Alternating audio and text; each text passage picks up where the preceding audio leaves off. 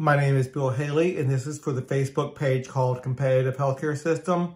Now, I'm going to put it on a lot of social media, but I'm saying Facebook page because that is going to be the main place I want the discussion to happen.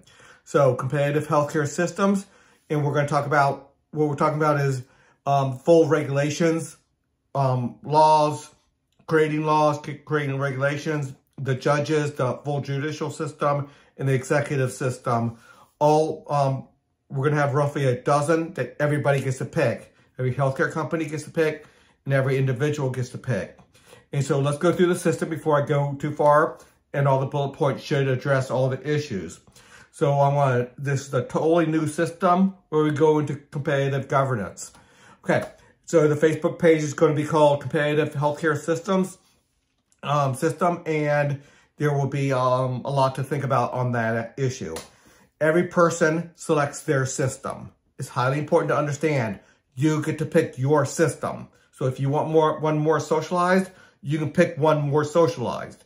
Now, it's only within their membership. The people who choose to be socialism in healthcare, they can pick that. The people who choose to be very free enterprise in healthcare and have total free markets in that, they can have that too. So let's keep on going. Every healthcare business selects their system. That does not stop somebody from having and seeing somebody that picked another system. So it's not exclusive. You don't have to be exclusive. If you want to be, you can be. If you want to say, I'm only going to take doctors and healthcare facilities and healthcare systems or healthcare companies that are in my system, you can do that. But it's not a requirement. So a healthcare business has to pick a system, but they can cooperate with other systems as well, or other businesses as well. So they want to offer their services mainly to their system, but then also provide other people outside their system services. They can do that as well. So it's going to be wide open. You get to make your choice. Everybody makes their choice. Everything within the healthcare system is going to have to be a two-sided choice, both in agreement. That's just the nature of free enterprise. This idea allows many different business models from free enterprise to planned systems. So socialism, planned systems if you wish, or a lot of things in between. So such as a variety of single payer systems. So there might end up being 3 or 4 single payer systems. Now, single payer within their system, not single payer across the whole monopoly across everybody in that society. And we're talking probably statewide here. It might be able to go nationwide. I would love for it to go nationwide, but let's start with statewide. And that means we have to get rid of the government regulations that make it very monopolistic. But so there's a lot of federal aspects that we have to get rid of to do it, or we can just do it full federal to begin with. Okay, so this allows many different business models. And again, single payer meaning within their system. So within their membership. There are millions of healthcare regulations currently in effect. So that's highly important to understand. We are currently living in a system where literally millions of regulations regulate our healthcare. And there's a lot of good reasons for that. Doesn't make it good.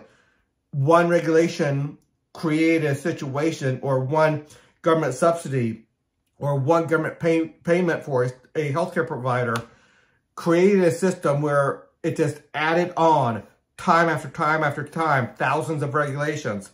And we can go over that maybe on another video, or I might touch a little bit of that in this video. But these regulations happened because other regulations force it to happen. Once government gets involved with it, they put their little toe into the water, and all of a sudden, their whole body has to go into the water, and now it's totally government control. Well, there is still a little bit of private enterprise, but it's so government regulated that it is essentially fascism to a large degree right now. But fascism is not just the Nazis. It's just government control through regulations, through laws. That's what fascism is. Every regulation legally forbids healthcare business models. So every regulation legally forbids all other healthcare business models. That's just the way it is. Once the law says that this way it is, you can't do it any other way outside of that. And it starts narrowing down every business model down to one business model. Now, obviously, there's more than one business model out there, all within this regulations. But every new business, every new regulations kind of narrows it down. And now we are all living within small varieties of business models within this overall system. The only business legally allowed to operate must weave through these regulations. Again, legally allowed to operate. There are some people who try to go way outside of this model and just forgive or just forgo is a better word, forgo all the dollars that came with that government subsidy because they just want to have that liberty to do it their way. And they're still good healthcare systems. Okay, insurance regulations, certifications. So insurance regulations are huge. Insurance runs the healthcare system to a very large degree. Certifications and accreditations for education is just overwhelmingly important. Certifications for new medical schools and accreditations to be a pharmaceutical creator.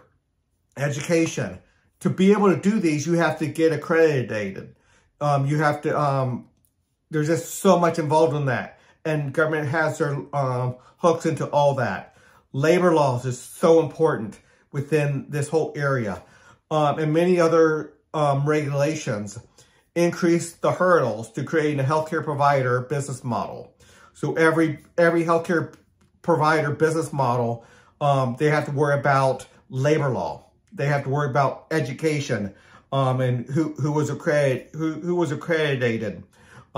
certified, who can work within what scope of practice, what the insurance regulations are, who's ultimately going to pay them to do the work. And usually it's not the final consumer, or the final consumer is very limited on, they might end up paying, but it's through the regulations, through the government regulations, or the insurance regulations, which was created by the law to begin with, or heavily influenced by the law. This idea creates about a dozen healthcare regulatory organizations. Again, healthcare regulatory organizations like the statewide or federal FDA. Let's say the FDA. This creates about a dozen different FDAs. Let's just go nationwide real quick to make it a little bit more understandable so people can understand it. So it creates a dozen different FDA. One of these can totally throw off Obamacare and a whole bunch of other stuff and go very free enterprise. One can go even further down Obamacare's lane to socialism. One can stay the way it is right now. One can go a little bit more free enterprise. One can go a little bit more towards socialism. Once there's competition for those consumers, people are going to have to figure out what they want. And then consumers, citizens, will have to join up to one of these. And if you don't get many citizens, then you're not going to get the money coming through the whole system. So, okay, let me just do this. Okay, finish with that slide. Every healthcare business must select its healthcare and other regulatory organization. So every nursing business, every home healthcare business, every hospital, every independent doctor's office, every doctor's office that is a multi-doctors group. So there's a lot of groups out there that are 10, 15, 30 doctors, and they have to try to organize a business. And so now we're not just learning, a lot of people say, like, we need doctors to run the healthcare industry. No, we need major amounts of business majors, and not just business majors, but people who successfully ran a business to run these healthcare industries. So it is a business, is what I'm trying to say. Okay, members elect their regulatory organization's leadership. So that's highly important. So if you are a healthcare provider and you joined up with one of their, with a healthcare organization, which you have to, regulatory organization, the members elect the leadership. So you can fine tune what you want as a regulatory body. And if they go into a bad way, they're going to start losing a lot of customers. Okay, a lot of citizens. Regulatory organizations only regulate their members. Highly important here. So another regulatory agency cannot regulate you if you're not joining them. They only regulate their members. Their members have to be at least 5% and no more than 20%. So highly important on that aspect. Members pay the fees of their regulatory organization. So that's important as well. This idea allows many business models from free enterprise to many plan systems, such as a variety of single payer systems. Kind of said that already, but let's keep on going. It would be essential to switch from employer-funded health insurance to employer funding an allowance of an employee selected healthcare system. So we want to get rid of your job, the company that employs you, from being in charge of your healthcare to a large degree, or at least $1 in the insurance of your healthcare. We want to switch that to, if they're going to contribute, which is fine, they contribute to your selected healthcare system, a certain amount of money. And it might not be all of it, then you have to make up the rest. Or if it is all of it, and there's more, it goes into a healthcare savings account or the like. Everything's easy to find at Haley2024.org. Please consider a donation at my website. And you can go to my Facebook page or any of the other social media. I try to look for comments there. Until the next video.